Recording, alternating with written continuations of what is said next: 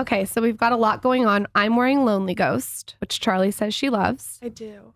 And I just gifted her an ice roller, which you guys, she just told me, and I'll let you explain it more, that you like dunking your face in ice. Yes. I try to do it every morning. It makes me feel like I don't feel ready unless I do that. I can't. I like feel so weird leaving my house if I don't, 'cause something's missing. Especially with Dancing with the Stars, this grueling rehearsal, I feel like you need ice on your face. Yeah. And they see you from every angle. And I wake up because my allergies get so bad. My eyes are like so swollen in the morning. How are you guys managing everything that has happened to you? Because I was watching your show to do research, and also I love the show. But it's don't a lie, lot. Don't say just for research. You're in I'm there. watching it in bed, like relaxing with a face mask on. It's an amazing show. But I'm also watching it for research for this. You guys have a lot going on. How are you managing all this? Are you managing this? I mean, I think we have different takes on it, probably. Obviously, she has a different set of things that she's doing than I do. So she can speak to her own thing. But for me, I have the things that I'm doing, but I'm also still a mom and a wife. And so we're both managing a lot in different ways. I want to ask you about that because we have 2 young children. We have a 3-month-old and a 3-year-old, almost a 3-year-old. And as a parent, to raise your child for as long as you have, and then all of a sudden have this whole world change, how has that been? In a weird way, a lot of it just feels normal, because I think if it were just one of the girls, and then the rest of us would have been like, oh wow, this is obviously supportive, but we wouldn't feel it like we do all going through it together. Because you're all in it. So we're all in it, and I feel like when we're all together, it just feels like it always felt. Like, Charli has the things that she does, like if she spills, like she'll watch it. Okay. She doesn't react. I've been doing better. What do you actually, mean? that's a lie. No, she hasn't. But like that's Charli. She's always done that. And Dixie and I are like, get the paper towels, Charli, do something. She's more like, relaxed. I don't know what it is about that. She's done that her whole life. Dixie has her things. Like I have my things. So Mark has his things. So in that sense, it just feels very much the same.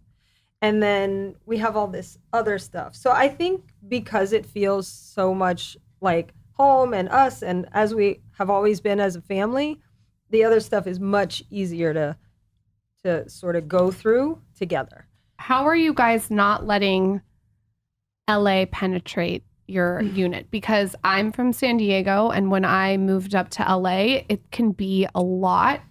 There's a lot of there's a lot of good things about LA, but it's also sometimes a lot of opportunists and people grabbing at you. Is it overwhelming, or are you just trying to stay true to yourself with each other? I think at this point, I've kind of found my people for the most part. I still talk to my hometown friends, and I feel like that's really good for me, as well as just not being okay with like missing stuff, not feeling like I need to be at every party and everything, not making myself feel like I need to be involved. I feel like that's something that was really hard for me to understand at first, because obviously you want to be at all of this cool stuff. But I feel like being able to take a step back and really prioritize, your work, yourself, and everything around that has been super important. And also it helps having my family out here, because it kind of feels like we're back in Connecticut, but just in a different place. Like it's not like I guess our entire lives have changed, but it doesn't feel that way. When did you start to see your life on TikTok when you were in Connecticut change? Like, was there one video that was an epiphany, or was it a slow build? It was one video that kind of was like the domino effect for the next video and the next video, and then started to come out to LA, and then started to do this more as a job, and, working with brands and partners, and all that stuff kind of happened fairly quickly. So it's all kind of a blur. But that whole year of my life, what was it, my sophomore year of high school, was kind of where everything happened. That was what, 2019. So How were the people in school when all of this happened to you? Were they supportive? Because I've heard both ways. probably the least supportive was my sister. Uh-oh. Because I was the younger sister posting dancing videos on the internet, and like, I get it, that's kind of embarrassing for her. What's the age difference? We're 2 years, 8 months. So not that far off, but I also feel like at the time, everybody was watching videos on TikTok, but no one was admitting it. And so it was like, oh, it was cringy to be on TikTok, then which is what she was doing. Yeah, but but then everybody was everyone on it started. and watching it. Yeah.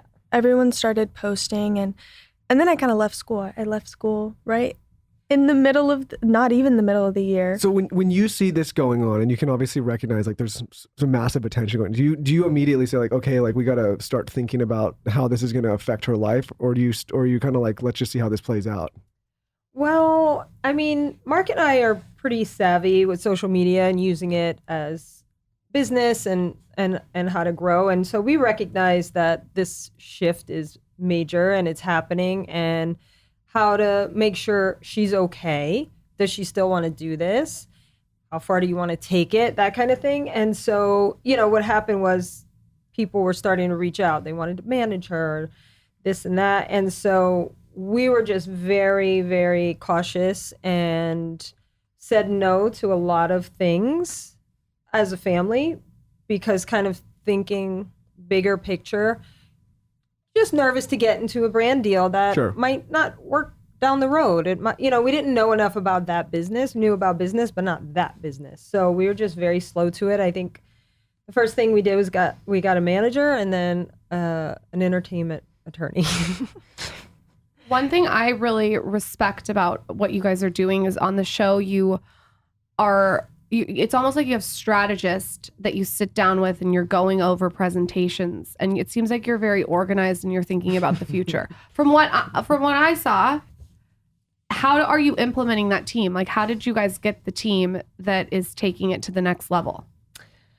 I think that's always the goal. Is we feel like things aren't as. I feel like from the beginning, as things grew, things didn't feel good because the growth was so fast. Well, and then we'd have to adjust. And yeah. that's what was hard, the adjustment. What would end up happening would be I would, complain as a daughter does to my parents, and I'd talk to my team, and then my dad would get tired of me saying the same thing a million times and be like, okay, well then let's fix it. And he would kind of go and make sure that all of the right pieces of the puzzle were in place in order for our lives to run smoothly. And I feel like that's a very nice thing to have. I feel bad because he does it a lot, but he's always kind of there to fix everything and make sure that our lives are running smoothly, because at the end of the day, I feel like that's the most important part of all of this. But he was able to kind of find all of those people to help us in our lives, and, in turn kind of he doesn't want to be a manager or in charge of what we do whatsoever, but he is always there to help, which is really nice. And I can always look at him to kind of help me direct my life when I'm struggling with my work stuff.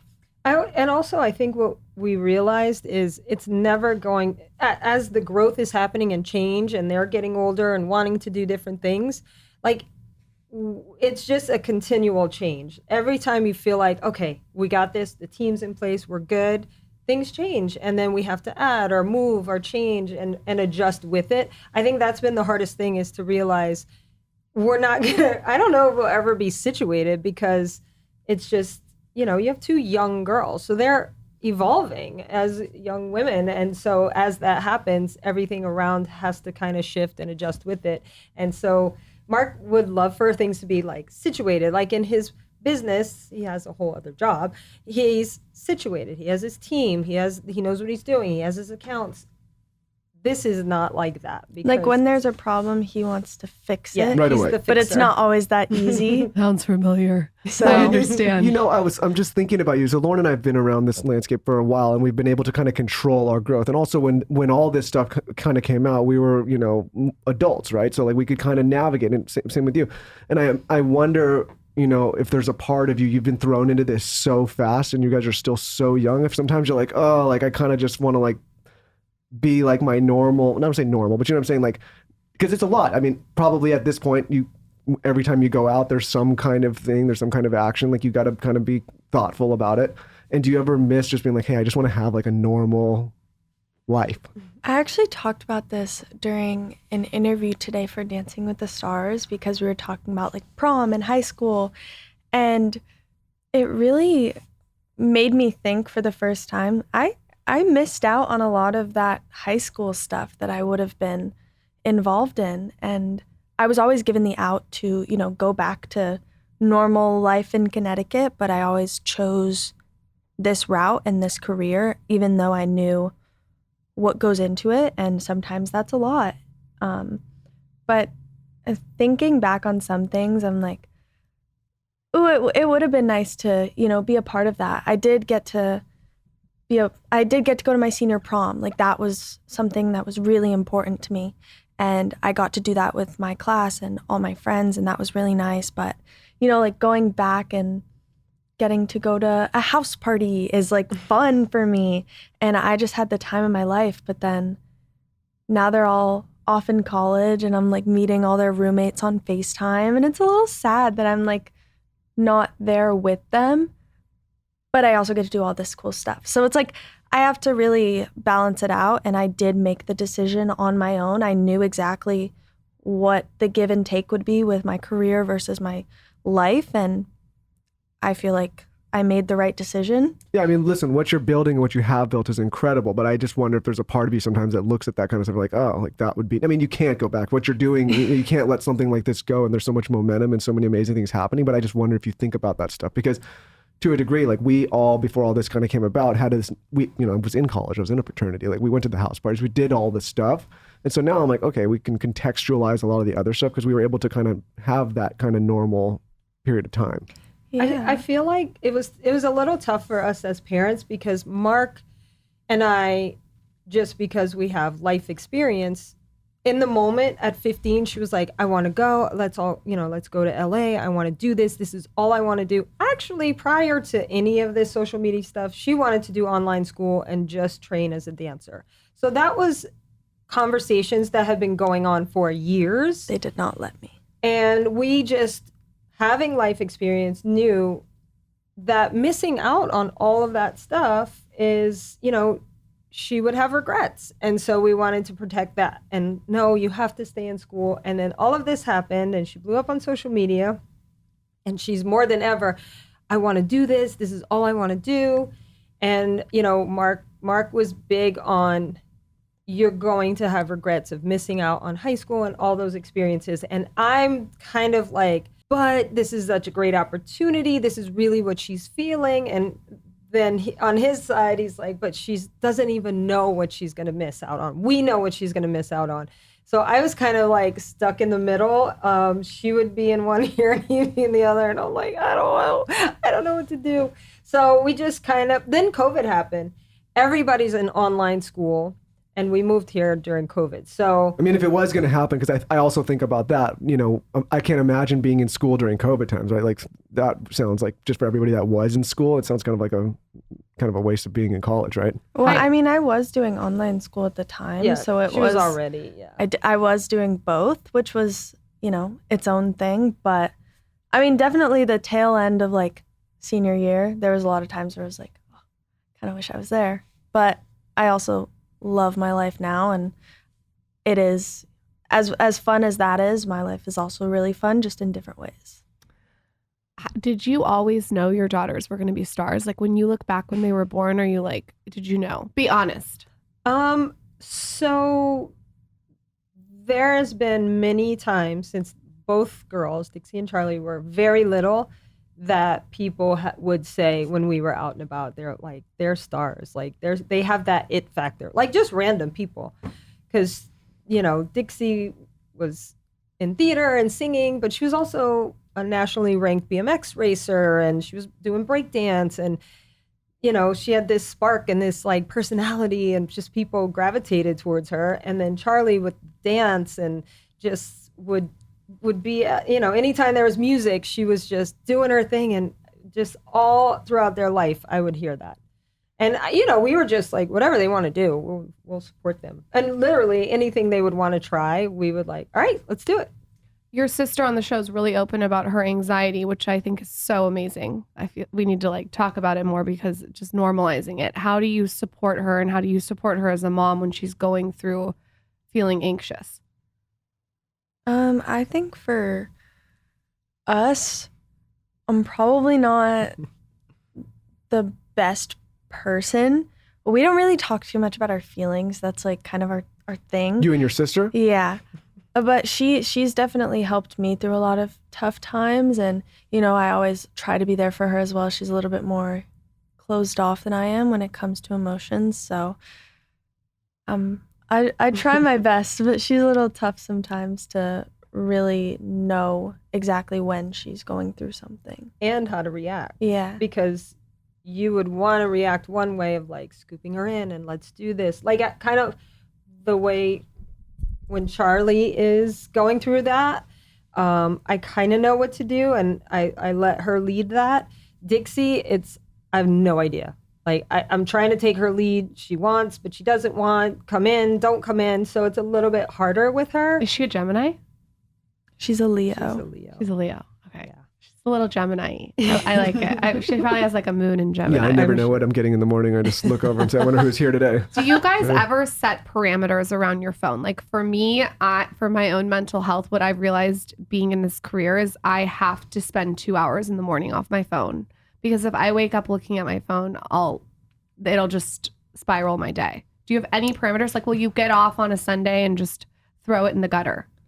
I won't get off my phone, but I will not look at anything about me. Like when I know something's coming out and I'm like, I don't want to see anything about this, I just won't look at it. Like the comments?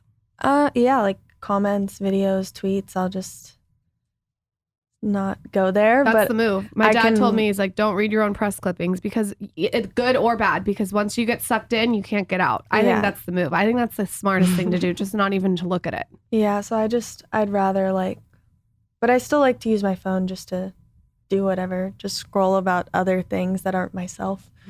And what about you, Heidi? Are you having parameters around your phone? I mean, not consciously like, oh, I'm not going to use my phone right now. It just happens throughout the day where Mark and I are hanging out and spending time, and we're just not on our phones. So it happens just naturally. I think too, because they've had phones forever, like the majority of their life. Yeah. So for us, we knew normal life before social media. I had a pager, yeah. I have I mean, there was the one that I used to page each other, not to date us too much, but he used to page me 143 when we were in 7th grade. Like, I love you. Yeah. Because we couldn't text. That's true. On those little Motorola pagers. Those are vintage. But it's something I go back and forth with now, because I look at it. So I think what you guys have done such an incredible job as parents of is you've really created a space where it sounds like your kids feel like they could, come to you for anything, do anything. They've taken, I don't want to say take advantage, but they can look at these platforms, say, okay, we can actually use these to build a business. So many parents, especially in that era, like, hey, get off your phone, don't do this. And I think it's at the detriment of a lot of kids, because they grow up and this is now all the world that we live in. But at the same time, the back and forth for me is like, how much time do you want them to be in that world compared to like the world without a phone? And how do you have a healthy balance? Because there's a lot of great, obviously, human interaction that takes place outside of this that I feel like a lot of people miss out on if they get too stuck into this thing. Well, as parents, they were always involved. Dixie was in theater and sports, and Charli was in dance, and she could walk. And, we pushed her to do other things. She did she would say, I want to try basketball, and we would sign her up, and she would be like, no, I don't want to do that. And I'm like, no, you're doing it, because we already paid for it, and ice skating and dive and all these other things. So they had other things they were doing. Their chores had to be done before they could get their phone. If they were, had their phone or on the computer and their chores weren't done, like, you have to shut it down till it's done. So things would get done a lot quicker that way. So they had their life, And they knew, like she knew when she was in dance, she couldn't have her phone. She wouldn't do that. She wouldn't be disrespectful to the teacher. It was just like part of how it was. I feel like when you're busy, you use your phone when it's convenient. Like I use my phone in the car. I use my phone right when I wake up, check all the things, and then right before I go to bed. But it's like when you're busy in a lot of ways can't use your phone, whether you're filming or dancing or whatever it is, I feel like I'm on it more because during those times that I'm not, I'm doing other stuff. But when I have downtime, I do like to scroll. Passively using it. I get it. You're in the car, you're in Uber, quick. Do you both have like a morning routine or any kind of routine that you do at night or during the day, a daily routine, or is every single day completely different because you have so much going on? I have a protein shake every morning. What's in your protein shake? Someone on TikTok will make this. So what's in your protein shake? Tell us. So do you want brands? So Truvani protein powder. That's a good one. And there's only like 7 ingredients in it. Mine's super basic. Spinach, Okay. berries, whatever I have, and water. That's it. I don't even put ice in mine. Do you have a morning routine and any kind of routine that you do every single day? I always have coffee in the morning for breakfast. At night, I just watch TV and go to bed. I don't do anything every day. I like that. I like the honesty of it. I'm a psycho about my routine, so that this balances me out. I hate not having a routine. What happens now in your dating life? What happens to these young guys that try to come around and be like, okay, I'm trying to win your heart over? Like, how do they even stand a chance? What do they got to do? Well, I gotta ask the hard hitting questions. Yeah, You know. I have a boyfriend right now. Oh, so. He's great. He's super nice. She's taken. Sorry, guys. Yeah. He's really sweet. I don't even know. What's this guy's move? He must be a real Casanova. He slides in. He's really sweet. Like he was raised really, really well, and he knows how to treat people. And I think that was something that really stood out to me. Especially a lot of people in this kind of world, especially around my age, tend to be a little bit more like they expect a lot, but they don't give a lot. And I feel like something about him that kind of set him apart was he would be like, we'd be hanging out and I would leave to go do something for work, and I would come back to like flowers on my desk for no reason. You don't do that. But, yeah, I told you, this guy's a Casanova. It made me look bad. So, we have younger siblings, and probably around your age, and they say, like, not to call them up, but they're saying dating now in this is harder than ever. And I'm like, for us, we didn't have a lot of these challenges. What do you mean by, people in your age group are? What was the word you just described? I think a lot of people around my age are like you said, they want everything. Yeah, they there's kind of a lost romance. Like people aren't as romantic. It's like a DM. I did DM him and I was like, hey, what's up? But it's so a conversation and then done, and then a conversation to hang out and then done, and it's like there's no like nobody's putting in the work. Yeah, and I feel like that's something that I would love to put in the work for someone that will do it back, And that was something about him that was really interesting to me and kind of like intriguing. I was like, you're different. I like that about you. And it just, ever since, it's kind of stayed that way. And that was something really important, especially when we're both so busy. Well, that's it, Michael. No, I'm doing these. Oh my God. When you're out getting food, you can text me. You forget sometimes. Listen. Okay, well, I've put a lot. I mean, I put in a lot of work. It took me forever. Yeah, he's put in a lot of work. I had to chase her for about 10 years. Yeah, I always dangle the carrot. What would you guys say are your top beauty tips? Do you have like go-tos that you use? I mean, I just sprayed your fragrance, Born Dreamer, you guys. It smells so good. So I'm sure that's one. Yeah, that's definitely an everyday type of thing. I would say for me, I mean, icing my face is a big thing that I do every day. I try to take care of my skin as best as I can, not sleeping with makeup on, keeping a good skincare routine.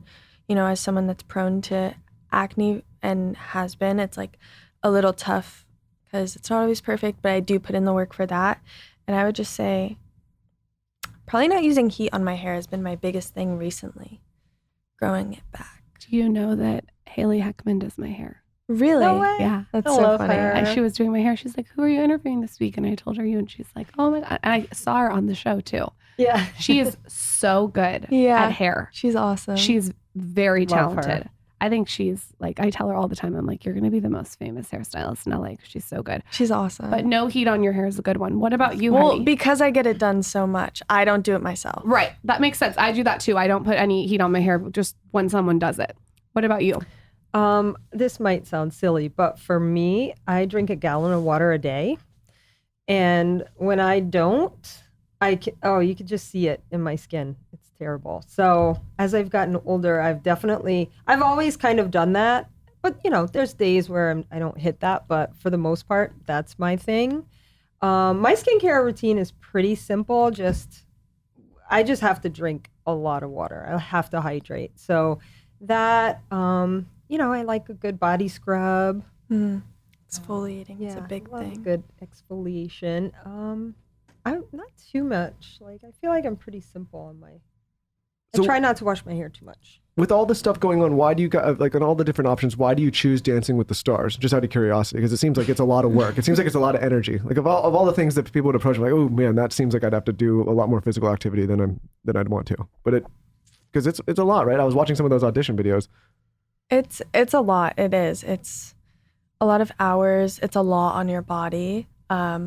Getting used to that now. It's definitely more than I expected when it comes to like, oh, I can't walk up the stairs right now. But I think out of everything that we could have gotten the chance to do, nothing really like stood out like Dancing with the Stars does. It's such an amazing experience, especially like now that we've started and are actually in it.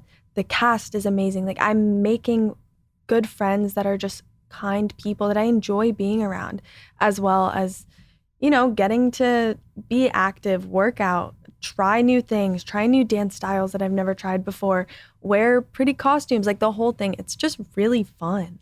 What is the actual gruelingness of it? Like, do you have to be there at 6? Are you dancing for like 10 hours?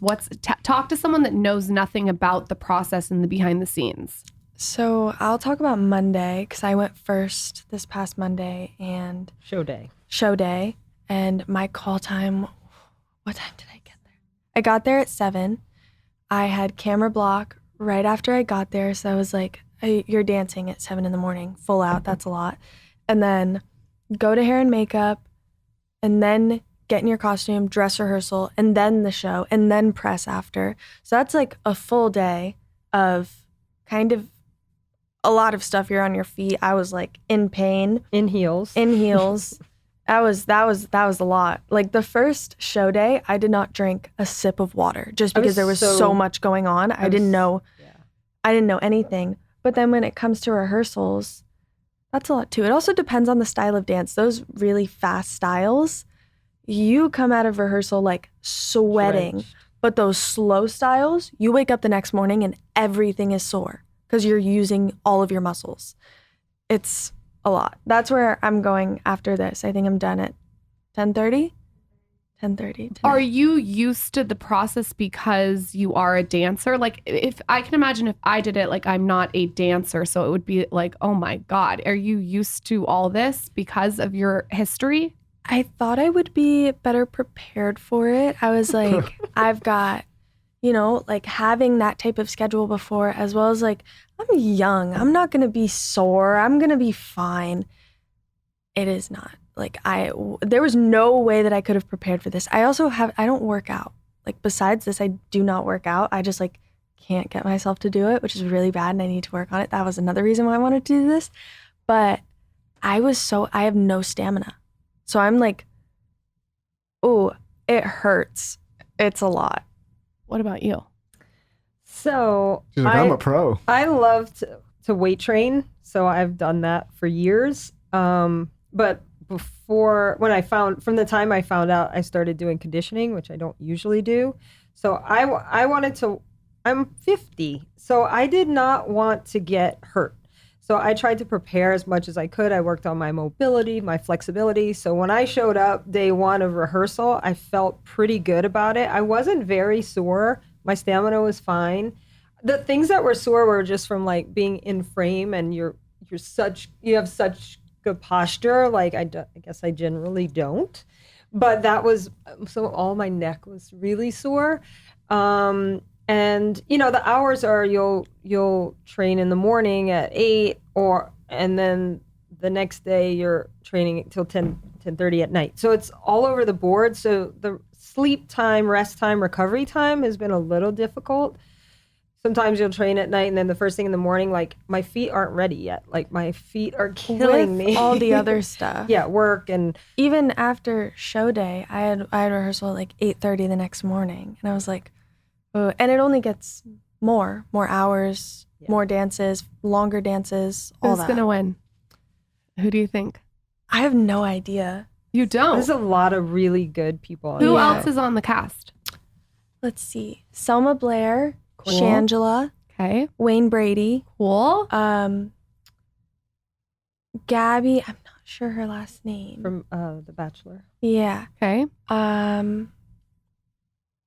Jordan Sparks. Jordan Sparks. Joe Baina. Yes. All those people came and I said, no, we're just gonna talk to you guys. That's it. It's a really, honestly, I feel like the best part right now is I was a little bit nervous going into it that people would be super competitive to where it was almost like, Yeah. Like they're taking it Stay too away. seriously. but it is such a positive group of people. Like I have had such amazing conversations. Like Selma Blair is the sweetest person. She has this super sweet son that I got to meet, and it's like we're meeting each other's families. And Shangela, I can talk to her forever. Like Jordan Sparks is one of the sweetest people I've ever met. Wayne Brady, it's like every single person. You just don't know when you walk into this, because we also didn't know when we agreed who else was going to be on the show. So getting to see that it is actually, even with the pros, like everyone is so nice and so happy for each other. I want to ask you a business question. I heard you guys talking on Gary Vaynerchuk's podcast, or was it his show? And we love Gary. And it was around the questioning of, if you think you could, basically keep the same kind of attention as you guys got in the beginning of TikTok as it's changed. And the question I want to ask you is, there's so many people, I don't want to just say young people, but people look up to what you guys have built. If you were looking back now and what you've learned, if you were starting today and you wanted to build something similar, where would you start? If I was starting today, I would probably start, honestly, I would say a mixture of TikTok, YouTube, maybe some type of streaming platform. Because I feel like that stuff does well. Do you think I'm wrong in the sense, like I look at TikTok now and I watch and I feel like it's so fast and like people may find somebody for a little bit, but then they move on to the next person real quick. It's hard to stick on a platform like TikTok, but I don't think that it's impossible. I feel like the triplets just recently blew up. There's these 3 triplet boys. I'm not exactly sure how to pronounce their last name. Nick, Chris, and Matt. And they blew up pretty recently and they're still doing very well, but I also know that they post consistently on YouTube. and also that's a very unique angle that they're triplets. I feel like you do have to have a unique perspective. Like you can't just go on, I feel like, and just, do something that everyone else is doing. You know what I mean? You have to find your own formula, it seems like, which you've done really well. Or even Erica and Kristen. They're sisters. They're like, I think she got famous for cutting watermelon. And she like tries all these crazy fruits. But she's just like, they also blew up a little bit more recently. And, it's hard also, that kind of time period where you're just starting and you have a few followers, but a lot of spotlight on you, and you're getting invited to events. Like, where do you live in order to be able to get to these events? Like, there's so much else that goes into it that it's like, kind of no one really talks about that time period where you have to like be at the right place at the right time, meet people in your space to know what to do. And it's kind of hard to get through that. But I would also say collaborations are probably very important still. I also feel like people do want to be entertained as they're scrolling through, but I think they want to walk away with something. I know for me, like I just found like the salad girl who makes the best salads. I've literally been making salads now because of her, and like now we DM each other and everything. Like I want somebody You want some value. I want some value. So that's for me. I don't know if it's an age thing or if you feel the same. No, it's something we think about all the time, especially like in a medium like audio, right? You have to like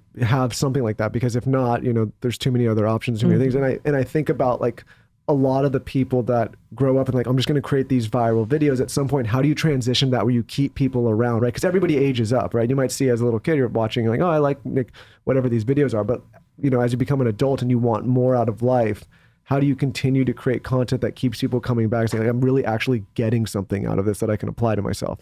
I think not being afraid to change what you do on your platform, like Right. grow with people. Don't hold yourself back to where you were when you started. How has your content evolved since you first started? Like when you look back to now? I think just my whole myself, like I've changed as a person. So I could have made the exact same video, but it's going to read differently because maybe I'm more confident, or I do my makeup differently, or no matter what it is. And I think just recognizing where you are, and you can even make the same type of content, but maybe just go about it in a different way. And it's also understanding yourself more than anything, but it is definitely a hard world to figure out. I remember, I don't know if you remember this conversation, but she was probably 16. She had just turned 16, and she was talking about being worried about, she was like, the face of like these young Gen Z fresh-faced kids, and getting stuck in that, and like having to feel like she had to be perfect all the time, and like sweet, and she made like rolled her eyes like, oh, she can't do that, that's not what we know of her.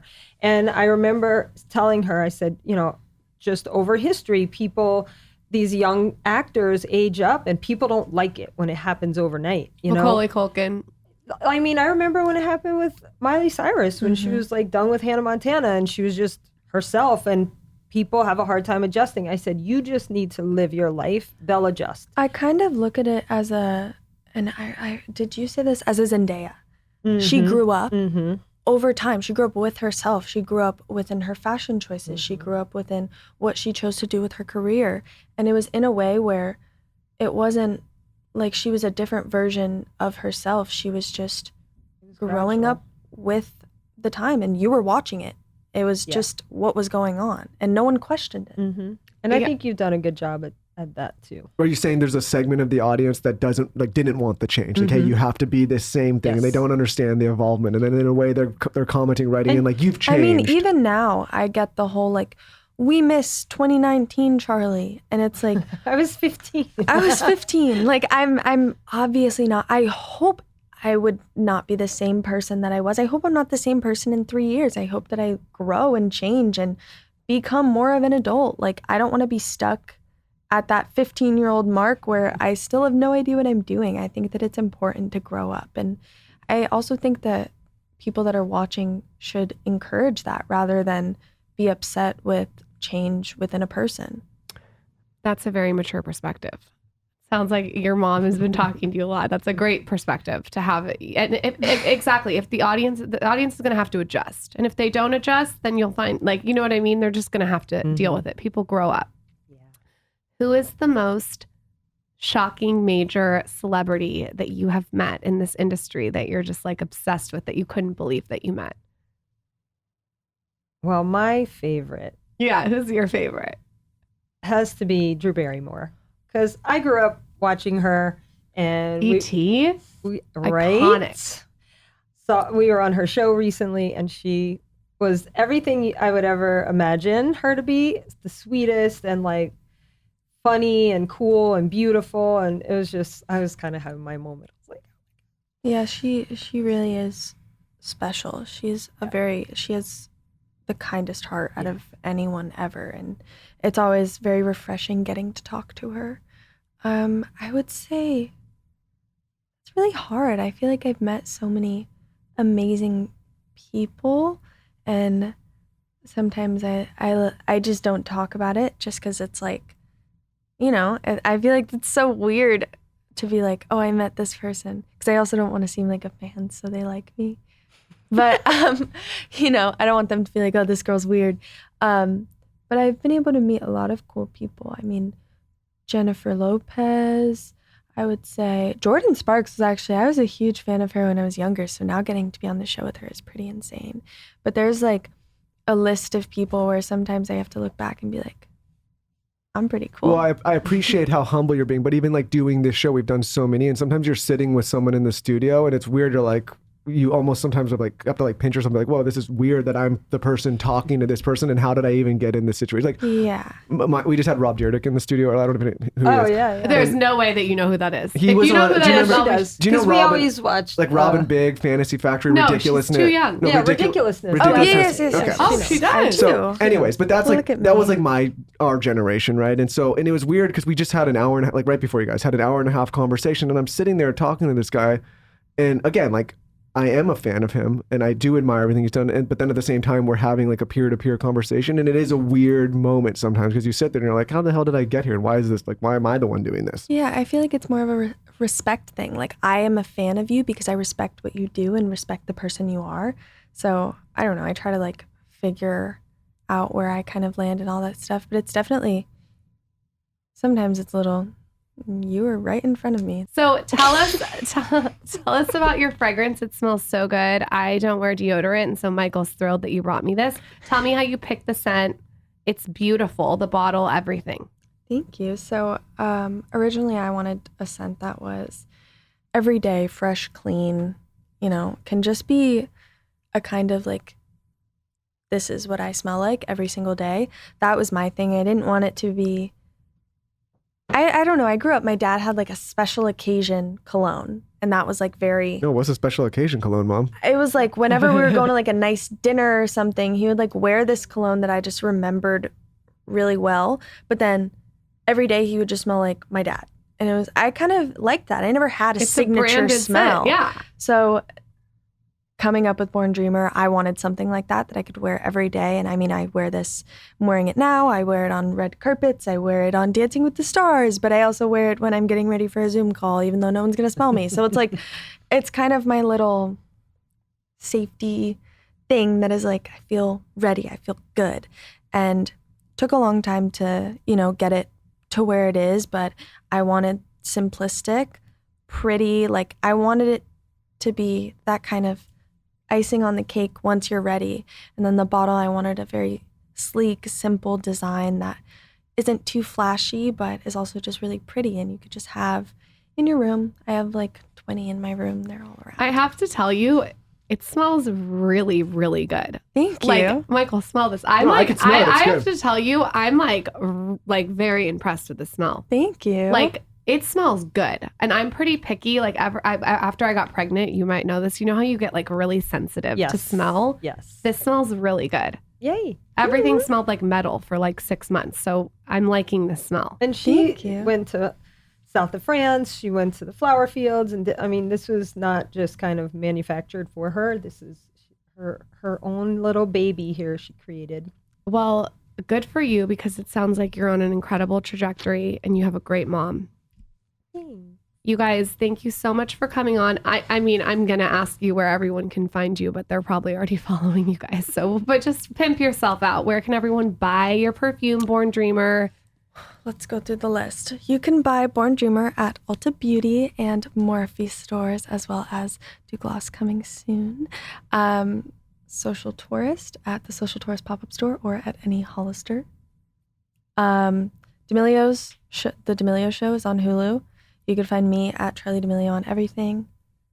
I'm Heidi D'Amelio on everything. And Dancing with the Stars is On Monday nights. Mondays. And vote for us. Go vote, you guys. All right, I'm tuning in. It's been a few years since I've tuned in to Dance with the Stars, but I'm tuning in it's now. such a good show. Thank you both for I have to taking have the a time. connection point before I can watch a lot of things, right? So like whenever somebody comes on there, I'm like, now I have the connection You point. also have to be like relevant to your daughter. So you have to be on the pulse with She's what 3 young years kids old, are but doing. you know, So what?